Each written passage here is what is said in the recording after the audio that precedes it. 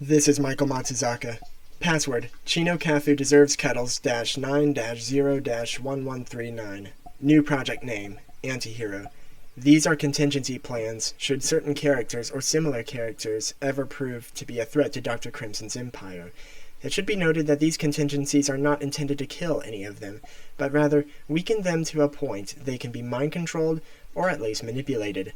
File 1. Mascot. Mario is considered a near-perfect warrior, repeatedly overcoming foes many times stronger than himself, physically. A head-on fight isn't a reasonable solution, and there's just enough record of Mario overcoming traps that I don't see that as feasible either. I propose custom power-ups that look and feel exactly like his go-tos, except designed to inhibit Mario in various ways. There are several prototypes in my lab, in the box with Hello Kitty stickers on it. After perfecting the design, it's just a matter of getting them in his pocket. It's also worth considering the possibility of inducing stress by capturing Peach and Daisy simultaneously and containing them in two separate facilities, preferably in opposite directions from Mario's immediate location.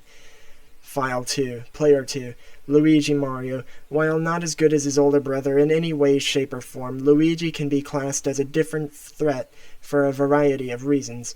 If lured away from Mario, it would be easiest to take advantage of his fears. A holographic projection of a ghost should take care of the matter, but I would prepare as many animations of ghosts as possible. After that, it's a contest of how long it takes for his will to kick in versus how long it takes to direct him to a target location. File 3, Dinosaur, Yoshi, a creature that is content to be called by the name of its species. It should have been born a Pokemon.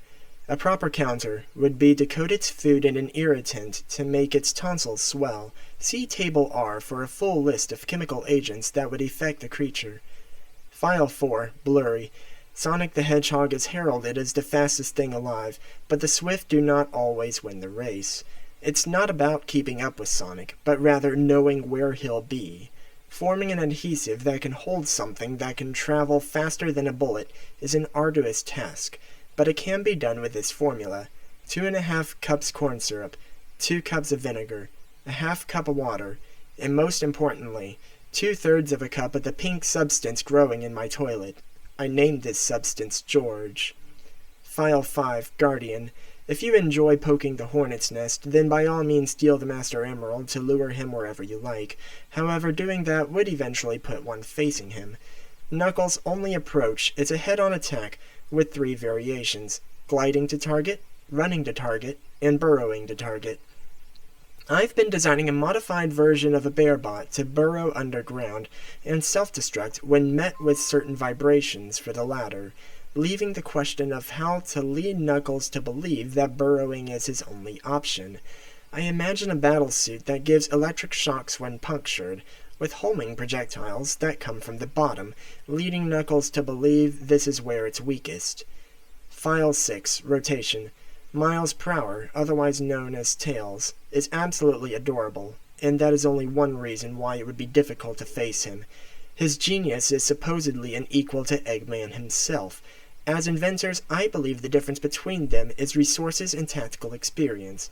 His first line of defense is his machines, which can likely be taken out of the equation with an EMP. If he's running an alternative energy source, such as a Chaos Emerald, it may prove better to infect his machines with a virus.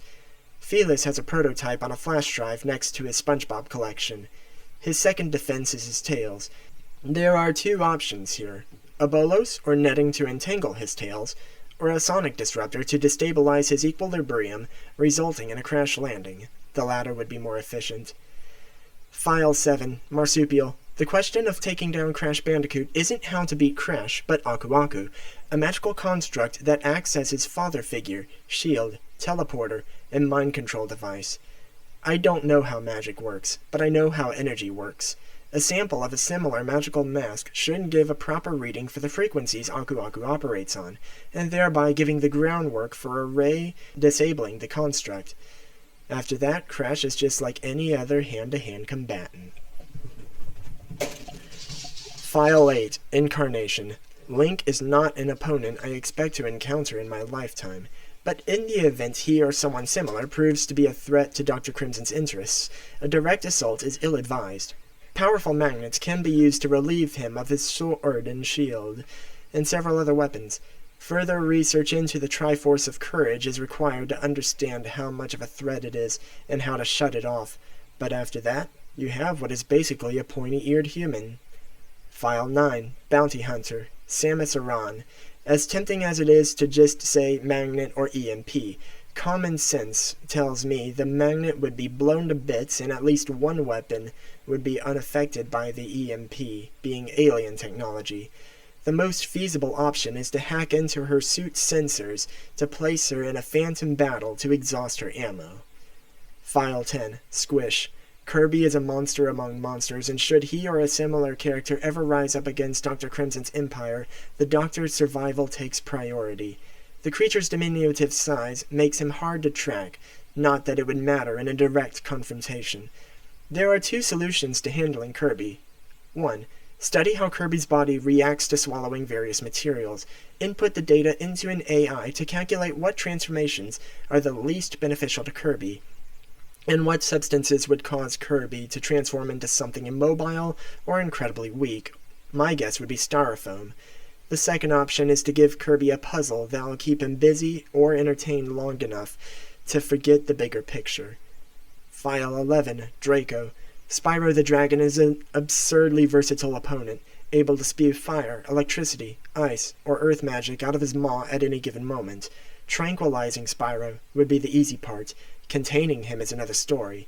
In the event that just keeping Spyro under sedatives proves insufficient, I've prepared a blueprint for what I'm calling an elemental adaptation matrix, which runs sensors to detect which element Spyro is about to use, and switches to a means of protecting itself against it. An ice beam for fire, a heat ray for ice, and so on. This blueprint can be found by unzipping the teddy bear in my bedchamber. File 12, Note Section. Abducting Zelda for an analysis of the Triforce of Wisdom may give further insight into the workings of the Triforce of Courage. Neutralizing Pit would require similar tactics to Aku Aku. Donkey Kong really only has brute strength and numerous allies that'll come looking for him, but the problem is he's the sort who could hypothetically pull off a Hulk-like thunderclap if he had to, so even an anti-gravity chamber might not hold him. That is, so long as he can see what is causing him to float. Blindfolding him might work unless he simply gets a lucky shot. Handle with care. Captain Falcon poses roughly the same concerns, but should be easier to contain. Pikachu? Electric rods to direct its attacks. Jigglypuff? Advanced earplugs adapted to its voice. If this recording is found in the event of my incapacitation, or if I accidentally upload it to YouTube, please know that I did not make these because I expect to find myself confronted with any of these opponents, but because I hope to. Do you